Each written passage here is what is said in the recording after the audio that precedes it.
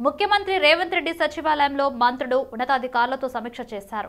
నెల రోజుల పాలనపై సమీక్ష చేశారు. అలాగే ప్రజాపాలన దరఖాస్తులపై తీసుకోవాల్సిన చర్యలపై చర్చించారు.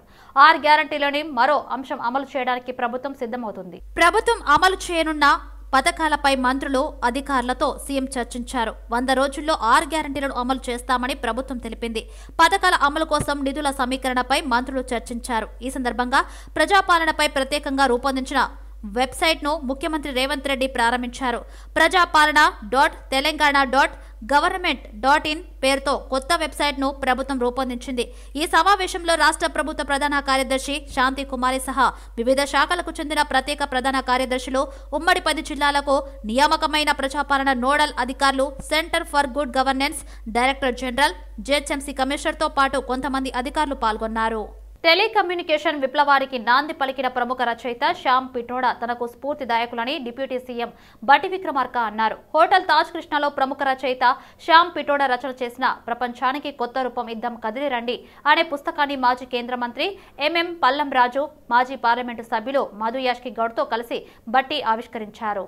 ప్రముఖ రచయిత శ్యామ్ పిట్రోడా రచన చేసిన ప్రపంచానికి కొత్త రూపం ఇద్దాం కదిలి రండి అనే పుస్తకం దేశంతో పాటు సమాజాన్ని మార్చివేస్తున్న నమ్మకం ఉన్నదని తెలిపారు.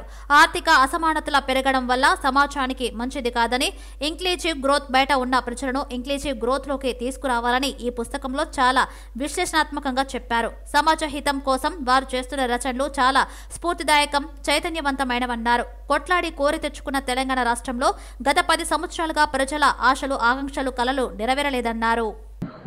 శ్యామ్ పిట్రోడా గారు రాసినటువంటి పుస్తకాన్ని తెలుగులోకి అనువదించినటువంటి పుస్తకాన్ని ఆవిష్కరణ చేయాలని చెప్పి సోదరులు మధు యాష్కి గౌడ్ గారు చెప్పినప్పుడు నిజంగా చాలా సంతోషం వేసింది. శ్యామ్ పిట్రోడా గారు మా అందరికీ ఒక ఇన్స్పిరేషనల్ రోల్. మేము చదువుకునే రోజుల్లో భారతదేశంలో వచ్చినటువంటి టెక్నాలజీ మిషన్స్ అన్నిటికీ ఆనాటి ప్రధాని మనందరి ప్రీతమ నాయకుడు శ్రీ రాజీవ్ గాంధీ గారు వారిని అమెరికాలో కలిసి వారి మేధస్సును గుర్తించి భారతదేశానికి కావలసినటువంటి మేధస్సు మీది రావాలని చెప్పి ఆహ్వానించి ఇక్కడ టెక్నాలజీ మిషన్స్ లో ప్రత్యేకమైనటువంటి కార్యక్రమాలు అప్పచెప్పి మరీ ముఖ్యంగా టెలికమ్యూనికేషన్స్ లో C.DOT అనే కార్యక్రమాన్ని మొదలుపెట్టించి ఒక భారీ విప్లవానికి నాంది పలికారు. అది ఎటువంటి విప్లవం అంటే, నేను హైదరాబాద్ సెంట్రల్ ఇన్స్టిట్యూట్లో చదువుకుంటూ ఉన్నప్పుడు గోల్డెన్ థ్రెషోల్డ్లో 80s లో 84, 86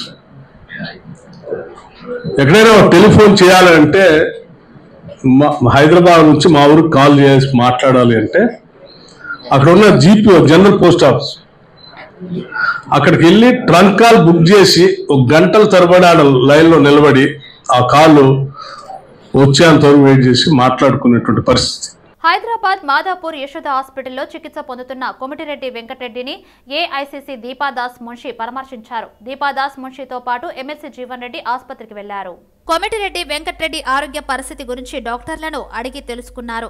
ఆయన కోలుకుంటున్నారని, ఆరోగ్యం నిలకడగా ఉన్నట్లు డాక్టర్లు చెప్పినట్లు తెలిపారు. వెంకటరెడ్డి త్వరగా కోలుకోవాలని కోరారు. ఊపిరితిత్తుల సమస్య కారణంగా డిసెంబర్ 31వ తేదీన మంత్రి కొమిటిరెడ్డి వెంకటరెడ్డి హాస్పిటల్లో చేరారు.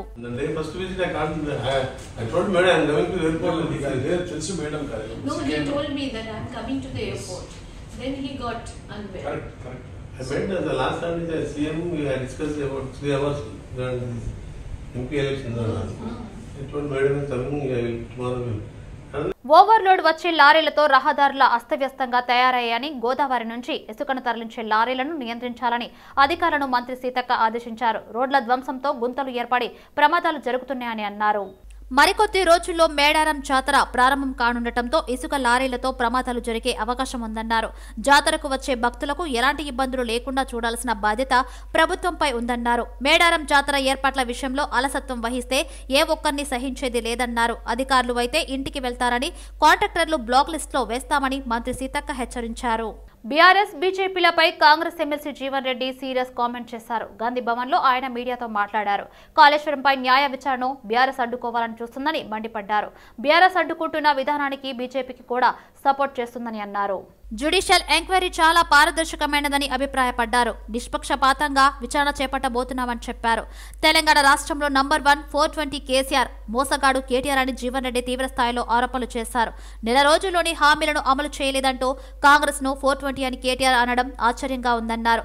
దళితుడిని సీఎం చేస్తానని చెప్పి కేసీఆర్ మొదటగా దళితులను మోసం చేశారని మండిపడ్డారు. 9 ఏళ్లలో నగరంలో తప్ప ఎక్కడైనా ఇల్లు కట్టారా అంటూ ప్రశ్నించారు. ఇంకెవరు బుద్ధి రాకుండా ఎట్లా? నువ్వు ఏ దళిత బంధు అని, మైనార్టీ బంధు అని చెప్పని, బీసీ బంధు అని, గృహలక్ష్మి అని చెప్పని, ఇలా బలహీన వర్గాలకు సంబంధించిన సంక్షేమ కార్యక్రమం అమలు పట్ల ఏదైతే ఉందో నువ్వు ప్రజానికి మభ్యపెట్టే ప్రయత్నం చేసినవో దానికి ఏదైతుందో గడిచిన 4 సంవత్సరాల్లో నువ్వు అమలు చేపట్టలేకపోవడంతో నీకు తగు బుద్ధి చెప్పి తీర్పిచ్చిండు. ఇకనైనా జ్ఞానోదయంగా ఇప్పటికైనా బీఆర్ఎస్ ఏదైతుందో నిజంగా తెలంగాణ పట్ల చిత్తశుద్ధి ఉన్నట్టయితే ఆ టీఆర్ఎస్గా మార్చుకు. ఇప్పటికైనా గతంలో నువ్వు ఏదైతుందో అయిపోయింది తెలంగాణ, నేనేదో దేశానికి ఎగబాకుతా అని చెప్పని ఇక్కడ కొడుకు పట్టం కడతా, అక్కడ జాతీయ స్థాయిలో నేను పోతానని చెప్పి ఆశపడ్డావో ఈయన రివర్స్ గేర్ వేసి మళ్ళీ నువ్వు టీఆర్ఎస్కి రా, అట్లనే డిపాజిట్ దొరుకుతాయని చెప్పి అంటున్నా. ఇంకెవరు బుద్ధి రాకుండా ఎట్లా? నువ్వు ఏ దళిత బంధు అని, మైనార్టీ బంధు అని చెప్పని, బీసీ బంధు అని, గృహలక్ష్మి అని చెప్పని, ఇలా బలహీన వర్గాలకు సంబంధించిన సంక్షేమ కార్యక్రమం అమలు పట్ల ఏదైతే ఉందో నువ్వు ప్రజానికి మభ్యపెట్టే ప్రయత్నం చేసినవో దానికి ఏదైతుందో గడిచిన 4 సంవత్సరాల్లో నువ్వు అమలు చేపట్టలేకపోవడంతో నీకు తగు బుద్ధి చెప్పి తీర్పిచ్చిండు. లోక్సభ ఎన్నికలపై మాజీ మంత్రి బీఆర్ఎస్ వర్కింగ్ ప్రెసిడెంట్ కేటీఆర్ మరోసారి కీలక వ్యాఖ్యలు చేశారు. తెలంగాణ భవన్ లో కేటీఆర్ మాట్లాడారు. లోక్సభ ఎన్నికల్లో త్రిముఖ పోరు ఉంటుందని మరోసారి స్పష్టం చేశారు.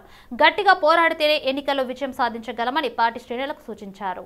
ఎన్నికల్లో గెలిచేందుకు కాంగ్రెస్ పార్టీ అడ్డగోలు హామీలు ఇచ్చిందని అన్నారు. అవి 6 గ్యారంటీలు కాదని 420 హామీలు అని తీవ్ర స్థాయిలో విమర్శలు చేశారు. హామీల అమలుపై ఇప్పటికే కాంగ్రెస్ మాట దాటివేస్తుందని ఎద్దేవా చేశారు. అప్పులు, శ్వేతపత్రాలు అంటూ తప్పించుకునేందుకు కాంగ్రెస్ నేతలకు ప్రయత్నాలు చేస్తున్నారని మండిపడ్డారు. ఇప్పటికే గృహలక్ష్మి కార్యక్రమాన్ని రద్దు చేసిందని గుర్తు చేశారు. దళిత బంధు పైన ఇప్పటి వరకు ఎలాంటి ప్రకటన లేదని అన్నారు. కాంగ్రెస్ ప్రభుత్వ వైఫల్యాలను ప్రజాక్షేత్రంలో ఎండగట్టాలని బీఆర్ఎస్ శ్రేణులకు పిలుపునిచ్చారు. మహబూబ్ నగర్ లో కాంగ్రెస్ బీజేపీ నాయకులు కుమ్మక్కై తనను ఓడించారని మాజీ మంత్రి శ్రీనివాస్ గౌడ్ అన్నారు. 10 ఏళ్లు కష్టపడి నియోజకవర్గాన్ని అభివృద్ధి చేస్తే 10 రోజుల్లో వచ్చిన ఎన్ఎం శ్రీనివాసరెడ్డి ఎలా గెలిచారో ప్రజలు ఆలోచించాలని తెలిపారు. భూములు కబ్జా చేశానని సామాజిక మాధ్యమాల్లో తప్పుడు ప్రచారం చేశారని శ్రీనివాస్ గౌడ్ మండిపడ్డారు. ఎన్ఎం శ్రీనివాసరెడ్డి, జితేందర్ రెడ్డి తమ్ముడు పలువురు నాయకులు కుట్రలు చేసి తనను ఓడించారని చెప్పారు. తాత్కాలికంగా గొంతును ఆపగలిగారని, భవిష్యత్తులో తన గొంతును ఆపలేరన్నారు. సర్వై పాపన్న గౌడ్ విగ్రహ ఏర్పాటుకు బీఆర్ఎస్ ప్రభుత్వంలో స్థలాలు, నిధులు కేటాయించామని, ఆగస్టులో పాపన్న గౌడ్ జయంతి వరకు కాంగ్రెస్ ప్రభుత్వం పూర్తి చేయాలని అన్నారు. అలాగే కుల వృత్తుల కోసం ఏర్పాటు చేసిన ఆత్మగౌరవ భవనాలు కూడా పూర్తి చేయాలని తెలిపారు. ఒకటి బాధాకరమైన విషయం ఏంటంటే బీజేపీ, కాంగ్రెస్, బీఆర్ఎస్ మా నియోజకవర్గం ఏ పార్టీ ఆ పార్టీ కొట్లాడితేనేమో ఏం కాకుండా, కానీ నన్ను ఢీకొనడానికి కాంగ్రెస్ బీజేపీ 2 ఏకమైన వాడు, 2 ఏకమైపోయి కాంగ్రెస్కి ఏంటని బీజేపీలు చెప్పడం అక్కడ లోకల్ ఉన్నటువంటి అది అర్థం కాదు.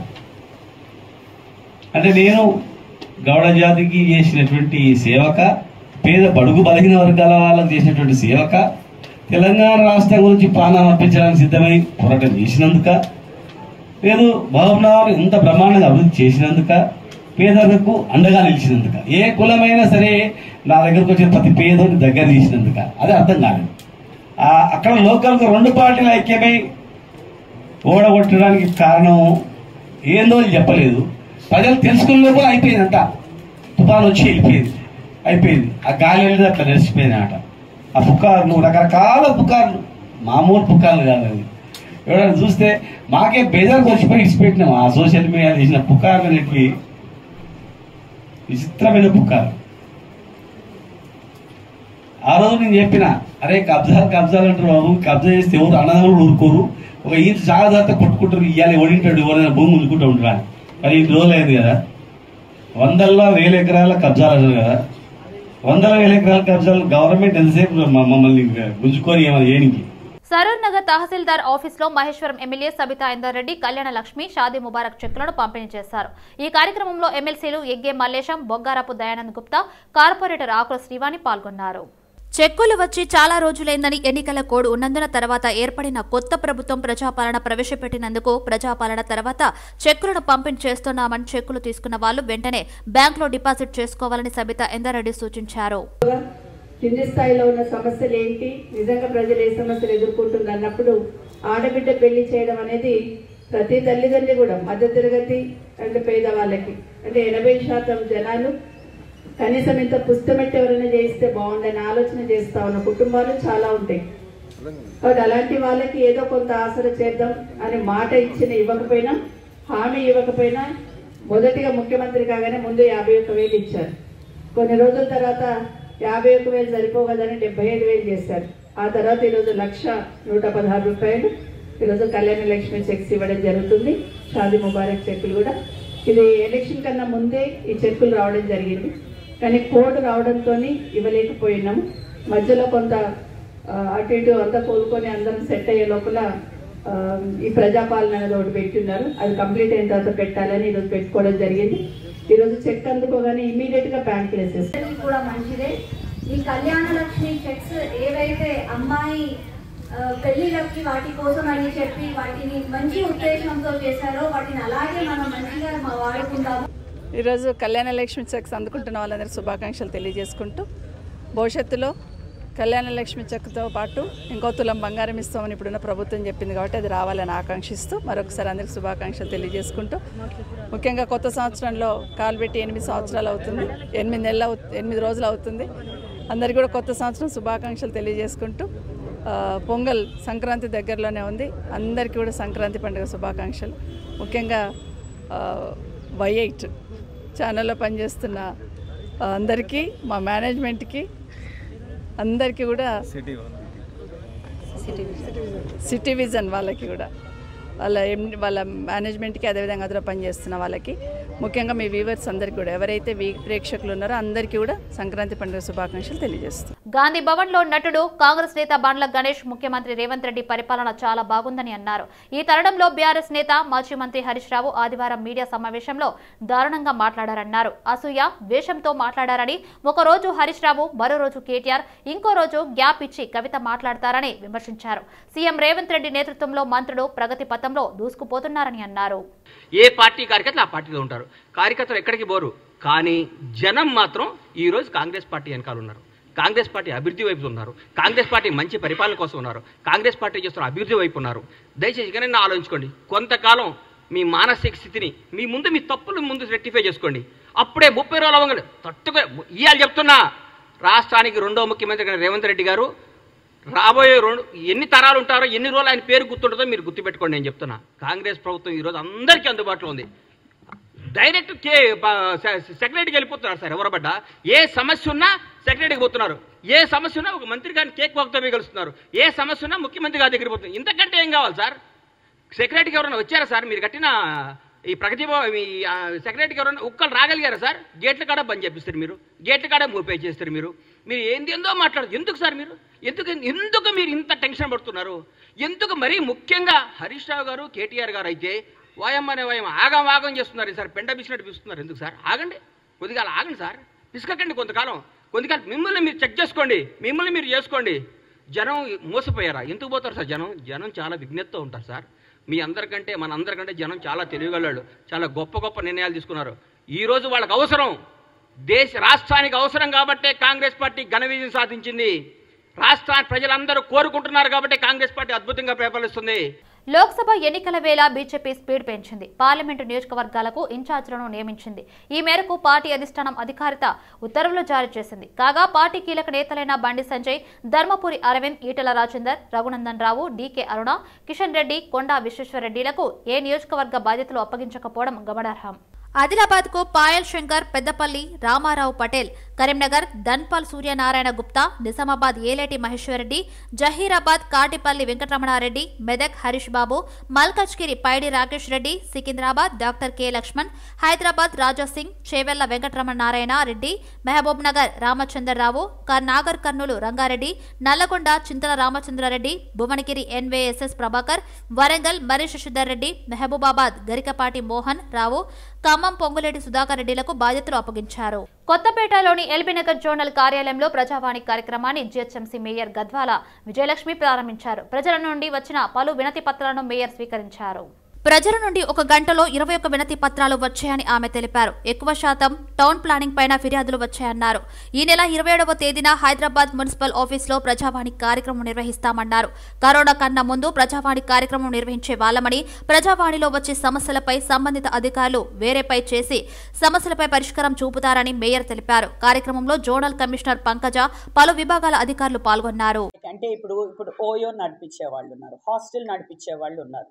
సో వాళ్ళకి ఏం పర్మిషన్స్ ఉన్నాయి? మా డిజాస్టర్ టీం ఉంది కదా, ప్రకాష్ రెడ్డి గారికి నేను తప్పకుండా ఇప్పుడు చెప్తాను.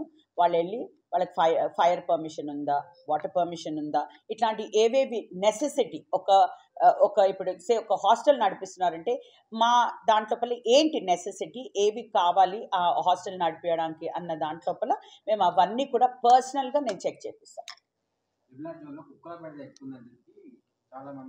నేను దానికి కూడా ఇవాళ ఒక కంప్లైంట్ వచ్చింది. సో నేనేం చెప్పడం జరిగిందంటే, చూడండి ఈరోజు సిటీ అంతా కూడా కుక్కలు ఉన్నాయి. అయితే జిహెచ్ఎంసీ తీసుకున్న చర్యలు మీ అందరికీ కూడా తెలుసు. ఎవ్రీ ఏరియా లోపల కూడా కుక్కల్ని తీసుకెళ్లడం జరుగుతుంది. వాటికి స్టెరిలైజేషన్ చేయడం కూడా జరుగుతుంది. స్టెరిలైజేషన్ చేశాక అదే ఏరియాలో వదలాలా అనేసి ఉంటుంది. ఎందుకంటే మనం తీసుకెళ్ళి ఇక్కడ 10 కుక్కల్ని ఒక ఏరియాని తీసుకెళ్ళి ఇంకొక ఏరియాలో వదలలేము. ఎందుకంటే అక్కడ కుక్కలు వాటిని అటాక్ చేసి అట్లాంటిది పరిస్థితి ఉంటుంది కాబట్టి అదే ఏరియాలో వదలవలసి వస్తుంది. సికింద్రాబాద్ జిహెచ్ఎంసీ జోనల్ కార్యాలయంలో ప్రజావాణి కార్యక్రమం నిర్వహించారు. ఈ కార్యక్రమంలో గ్రేటర్ హైదరాబాద్ దగ్గర deputy mayor Mothe Srilatha Shobhan Reddy, Secunderabad zonal commissioner Ravikiran, ఇతర అధికారులు పాల్గొన్నారు. ప్రజావాణి కార్యక్రమం ప్రజల సమస్యలు తీర్చడానికి, తక్షణ పరిష్కార మార్గాన్ని చూపడానికి ప్రత్యేకంగా ఏర్పాటు చేయబడిందని శ్రీలత శోభన్ రెడ్డి అన్నారు. కావున గ్రేటర్ నగర ప్రజలందరూ ఈ అవకాశాన్ని సద్వినియోగం చేసుకుని వారి సమస్యలను అధికారుల దృష్టికి తీసుకురావాలని కోరారు. ప్రజావాణి కార్యక్రమం ప్రతి సోమవారం ఉదయం 10:30 నుంచి మధ్యాహ్నం 1 గంట వరకు నిర్వహించడం జరుగుతుందన్నారు. అధికారులందరూ తప్పకుండా ప్రజలకు అందుబాటులో ఉండి వారి సమస్యలను పరిష్కరించే విధంగా చూడాలని ఆదేశించారు. ఆఫీస్లో జోనల్ సర్కిళ్లలో అన్ని చోట్ల కూడా 10:30 నుంచి 1 వరకు ప్రజల సమస్యలు, ప్రజలకి ఎలాంటి సమస్యలు ఉన్నా కూడా వచ్చి ఈరోజు ఇక్కడ ఆఫీసర్స్తో సహా అందరూ ఉన్నారు. వాళ్ళకి సబ్మిట్ చేసి ఇమ్మీడియట్గా వాళ్ళు రెస్పాన్స్ అయ్యి అలాంటి ప్రోగ్రామ్స్ చేయడానికి ఈ ప్రజావాణి కార్యక్రమం పెట్టడం జరిగింది. ఇది ఇంతకుముందు గవర్నమెంట్లో ఉన్నప్పుడు ఇంతకుముందు ఉండేది. ఇప్పుడు కూడా కొత్త గవర్నమెంట్ వచ్చిన తర్వాత ఎవ్రీ మండే ప్రతి జోనల్ ఆఫీస్ సర్కిల్స్లో ఎవ్రీ మండే జరుగుతుంది. 22nd రోజు మాత్రం ఓన్లీ జిహెచ్ఎంసీ ఆఫీస్లో జరుగుతుంది ఈ ప్రజావాణి కార్యక్రమం. ఈ కార్యక్రమానికి ప్రజలందరి నుంచి కూడా మంచి స్పందన రావాలని నేను కోరుకుంటూ ప్రజలకు ఎలాంటి బర్త్ సర్టిఫికెట్లు కానివ్వండి, డెత్ సర్టిఫికెట్. నూతనంగా చేపడుతున్న డ్రైనేజీ పైప్లైన్ పనులను శరలింగంపల్లి కార్పొరేటర్ రాగం నాగేందర్ యాదవ్ పరిశీలించారు. అనంతరం కార్పొరేటర్ శరలింగంపల్లి డివిజన్లో గోపీనగర్, నెహ్రూ నగర్లో పాదయాత్ర నిర్వహించి ప్రజలతో మాట్లాడి వారి సమస్యల గురించి అడిగి తెలుసుకున్నారు. గోపీనగర్, నెహ్రూ నగర్లో మరిన్ని అభివృద్ధి పనులను చేపడతామని, ఈ డ్రైనేజీ పైప్లైన్ వేయడంతో ఎన్నో ఏళ్లుగా ఉన్న డ్రైనేజీ సమస్య తీరుతుందని కార్పొరేటర్ తెలిపారు. అలాగే డ్రైనేజీ పైప్లైన్ వేసిన వెంటనే దానిపై రోడ్డు నిర్మాణం చేపట్టాలని స్థానిక ప్రజలు కోరినట్లుగా తెలిపారు. పడిపోయిన పాత ఇనుప స్తంభాల స్థానంలో కొత్త సిమెంటు స్తంభాలు ఏర్పాటు చేయవలసిందిగా సంబంధిత అధికారులను కార్పొరేటర్ ఆదేశించారు. ప్రజల ఇబ్బందులను దృష్టిలో ఉంచుకుని త్వరితగతిన పనులు పూర్తి చేయాలని సంబంధిత అధికారులకు సూచించారు. తెలంగాణలో కాంగ్రెస్ ప్రభుత్వం ఏర్పాటైన తర్వాత మహిళలకు ఆర్టీసీ బస్సుల్లో ఉచిత ప్రయాణ సౌకర్యం కల్పించిన విషయం తెలిసిందే. అయితే తాజాగా ఆర్టీసీ ఎండీ సజ్జనర్ మహిళా ప్రయాణికులకు కీలక సూచనలు చేశారు. మహాలక్ష్మి మహిళలకు ఉచిత బస్సు ప్రయాణ సౌకర్య పథకం వినియోగించుకోవాలంటే ఒరిజినల్ గుర్తింపు కార్డు తప్పనిసరి అని స్పష్టం చేశారు ఆర్టీసీ ఎండీ. అంతేకాదు గుర్తింపు కార్డులో ప్రయాణికురాలి ఫోటో, అడ్రస్ స్పష్టంగా కనిపించాలన్నారు. కేంద్ర రాష్ట్ర ప్రభుత్వాలు జారీ చేసే ఏ ఒరిజినల్ గుర్తింపు కార్డైనా ఈ స్కీమ్ కు వర్తిస్తుందని సజ్జనర్ తెలిపారు. అయితే ఇటీవలి కాలంలో కొందరు తెలివిగా పాన్ కార్డు చూపుతున్నారని, అందులో అడ్రస్ ప్రూఫ్ లేనందున ఇతర రాష్ట్రాల వాడు సైతం ఫ్రీగా జర్నీ చేస్తున్నట్టు తెలిసింది. దీంతో అలర్ట్ అయిన టీఎస్ఆర్టీసీ యాజమాన్యం కీలక ప్రకటన చేసింది. ఫ్రీ బస్సు ప్రయాణానికి పాన్ కార్డును అంగీకరించేది లేదని తేల్చి చెప్పారు. పాన్ కార్డులో అడ్రస్ లేనందున అది ఉచిత బస్సు ప్రయాణానికి చెల్లుబాటు కాదని స్పష్టం చేశారు. ఎవరైనా పాన్ కార్డు చూపిస్తే బస్సులో టికెట్ తప్పకుండా తీసుకోవాల్సి ఉంటుందన్నారు. అయోధ్యలో రాముడి విగ్రహ ప్రతిష్ఠ సందర్భంగా అక్కడి నుంచి కుత్బుల్లాపూర్కు అక్షింతలు చేరుకున్నాయి. ఈ అక్షింతలు జగద్గిరిగుట్ట బస్టాప్ నుండి ఆంజనేయ దేవాలయం వరకు ప్రజలు పాల్గొని ర్యాలీగా బయలుదేరి వెళ్లారు. ఈ సందర్భంగా అయోధ్య రాముడికి బోయిన్పల్లి, పిట్లంపల్లి రామలింగాచారి పాదుకలు తయారు చేశారు. ఈ పాదుకలు తయారు చేయడం తనకు ఎంతో గర్వకారణమని ఆయన అన్నారు. అయోధ్య రామ మందిరం ప్రారంభోత్సవానికి తనకు ఆహ్వానం అందినా పోలేనన్నారు. ఆ టైంలో జనాలు ఎక్కువ ఉండడంతో వచ్చే నెల వెళ్తానని ఆయన అన్నారు. ఈరోజు 122వ డివిజన్ హిందూ బంధువుల ఆధ్వర్యంలో మరి ఇందులో పాల్గొన్నటువంటి రామభక్తులందరికీ కూడా హృదయపూర్వక ధన్యవాదాలు తెలియజేస్తూ అయోధ్య నుంచి వచ్చినటువంటి అక్షింతలను ఈరోజు మన మార్కండ ఒడ దగ్గర ఉన్న టెంపుల్లో హనుమాన్ గుడిలో మరి రామాలయంలో పూజ చేయించేసి ఈ యొక్క శోభాయాత్రను ప్రారంభించడం జరుగుతుంది. 500 సంవత్సరాలుగా ఎదురు చూస్తున్నటువంటి కోరికను గౌరవ ప్రధానమంత్రి గారు రామ మందిరాన్ని నిర్మించి ఈ నెల 22వ తారీఖు నాడు ఆ యొక్క ఆలయాన్ని ప్రారంభిస్తున్నారు. ఇది ప్రతి ప్రపంచంలో ఉన్న హిందూ కూడా గర్వపడే క్షణం. దానిలో భాగంగా అక్షింతలు కూడా మొన్న ఏ విధంగా అయితే ప్రధానమంత్రి గారు ప్రభుత్వ సొమ్ముతోటి ఆ రామ మందిరం కట్టేయకుండా ప్రతి భారతీయుడు, ప్రతి భక్తుడు ఇంట్లో భాగస్వామి కావాలని చెప్పేసి ఇంటింటికి వసూలు చేసి ఆ యొక్క గుడిని నిర్మించడం జరిగింది. జై శ్రీరామ్. ముఖ్యంగా మన జగద్గిరిగుట్ట హిందూ నా బంధువులందరికీ, హిందువులం అందరం మనమే బంధువులం. మనకి ఇంకా వేరే ఇంట్లో మీరు మేము ఈ కులము ఆ కులం లేదు. హిందూ ఒకటే. హిందూ అంతా నా బంధువులే. ఏదైనా ఉంటే మన ఇంట్లోనే.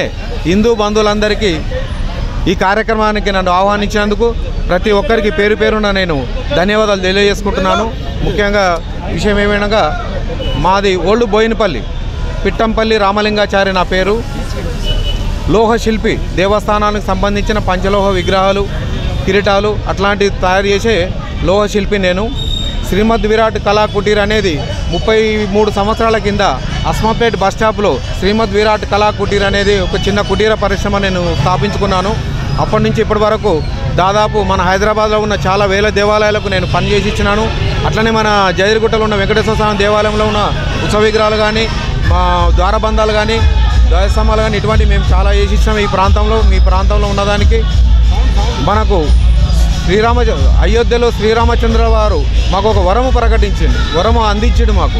ఆ వరము నాకు ఒక్కనికే ఇచ్చినట్టు కాదు, మన తెలంగాణలో ఉన్న హిందూ బంధువులందరికీ ఈ వరాన్ని అందరికీ మనకు ప్రాప్తించినట్టే లెక్క నా ఆలోచనలో. నూతన పెన్షన్ విధానాన్ని రద్దు చేసి పాత పెన్షన్ విధానాన్ని అమలు చేయకపోతే రానున్న లోక్సభ ఎన్నికల్లో బీజేపీ పార్టీకి బుద్ధి చెప్తామని దక్షిణ మధ్య railway Mazdoor union general secretary Shankar Rao హెచ్చరించారు. కొత్త పెన్షన్ విధానాన్ని రద్దు చేసి పాత పెన్షన్ విధానాన్ని కొనసాగించాలని దేశంలో ఉన్న అన్ని కార్మిక సంఘాల పిలుపు మేరకు సికింద్రాబాద్ లో south central railway Mazdoor union ఆధ్వర్యంలో రీలే నిరాహార దీక్షలు నిర్వహించారు. 2003లో ఎన్డీఏ ప్రభుత్వం ఉన్నప్పుడు వాజ్పేయి నూతన పెన్షన్ విధానాన్ని తీసుకొచ్చినప్పుడు అన్ని కేంద్రంలో ఉన్న అన్ని కార్మిక సంఘాలు నూతన పెన్షన్ విధానాన్ని వ్యతిరేకించాయని అన్నారు. అప్పుడు వాజ్పేయి నూతన పెన్షన్ విధానం వల్ల పెన్షన్ ఎక్కువ వస్తుందని చెప్పడంతో తాము కూడా నమ్మడం జరిగిందని అన్నారు. ఈ మధ్య ఒక ఉద్యోగి పదవి విరమణ చేస్తే కేవలం 3,000 రూపాయల పెన్షన్ వచ్చిందని అన్నారు. 2003లో ఆర్డినెన్స్ ద్వారా ఈ నూతన పెన్షన్ విధానం తీసుకురావడం జరిగింది. అప్పుడే కేంద్ర ప్రభుత్వంలో ఉన్న కార్మిక సంఘాలన్నీ కూడా ఈ నూతన పెన్షన్ విధానాన్ని మేము వ్యతిరేకించాం. అయితే ఆ రోజు వాజ్పేయి గారు డిఓపిటి అలాగే కేంద్ర ప్రభుత్వ ఉద్యోగుల సమావేశంలో చెప్పారు, పాత పెన్షన్ విధానం కంటే ఎక్కువ పెన్షన్ వస్తుంది, మీకు కోట్లాది రూపాయలు లాభాలు వస్తాయి మార్కెట్లో పెట్టడం వలన మీరు దీన్ని వ్యతిరేకించొద్దని చెప్తే మేము కూడా ఆ రోజు నమ్మటం కూడా జరిగింది. అయితే ఈ రోజు 20 సంవత్సరాలు సర్వీస్ చేసిన వాళ్ళందరూ రిటైర్ అవుతున్నారు. ఐఏఎస్ ఆఫీసర్ కి 4,000, 5,000 రూపాయలు పెన్షన్ వస్తుంటే 3 లక్షలు 2 లక్షలు జీతం తీసుకున్న వాళ్ళకి, మామూలు ఉద్యోగులకి మొన్ననే సికింద్రాబాద్ లో ఒక ఎంప్లాయీ రిటైర్ అయ్యాడు, 3,000 రూపాయలు పెన్షన్ వచ్చింది. దీని మీద ప్రతి 6 నెలలకు ఒకసారి వచ్చే డిఏ లేదు. అలాగే పెన్షనర్ చనిపోతే భార్యకి కుటుంబ సభ్యులకి పెన్షన్ లేదు. ఈ పెన్షన్ విధానాన్ని నూతన పెన్షన్ విధానాన్ని వెంటనే రద్దు చేయాలని, పాత పెన్షన్ విధానాన్ని అమలు చేయాలని మేము కోరుతున్నాం.